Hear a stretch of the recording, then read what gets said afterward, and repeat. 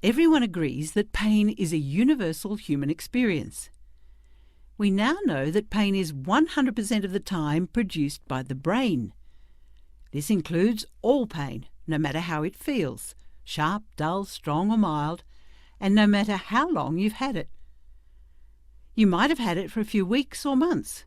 This is called acute pain, and it's common with tissue damage, say from a back injury or ankle sprain.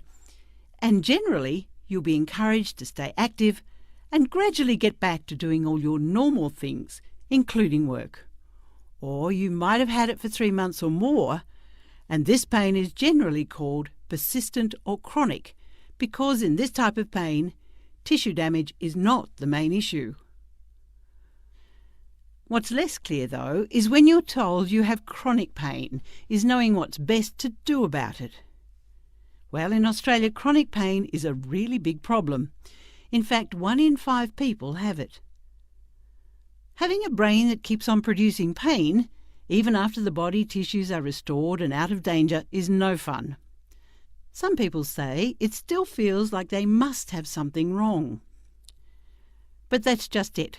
Once anything dangerous is ruled out, health professionals can explain that most things in the body are healed, as well as they can be by 3 to 6 months. So ongoing pain being produced by the brain is less about structural changes in the body and more about the sensitivity of the nervous system. In other words, it's more complex.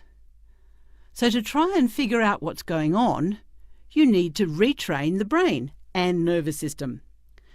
To do this, it's helpful to look at all the things that affect the nervous system and may be contributing to your individual pain experience. What can help is to look at persistent pain from a broad perspective, and by using a structured approach and a plan, it's less likely that anything important will be missed. Let's start with the medical side. Firstly, taking medication can help, but only to a limited extent. It is the more active approaches that are necessary to retrain the brain. So using medications to get going is okay, and then mostly they can be tapered and ceased. Some people also think surgery might be the answer, but when it comes to a complex problem like chronic pain, surgery may not be helpful. So if you're thinking of surgery, it's best to get a second opinion, and remember to consider all the things. Next, it is helpful to consider how your thoughts and emotions are affecting your nervous system.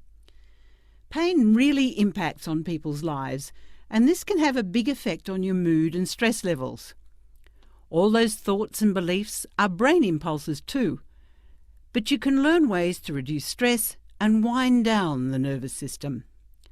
This helps with emotional well-being and can reduce pain as well.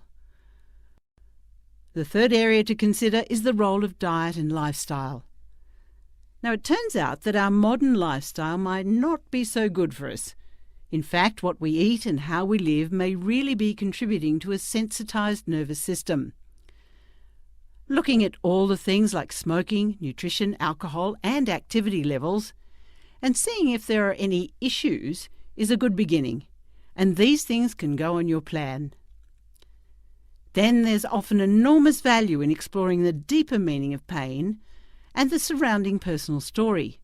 By stepping back and looking at all the things that were happening around the time the pain developed, many people with pain can make useful links between a worrying period of life and a worsening pain picture.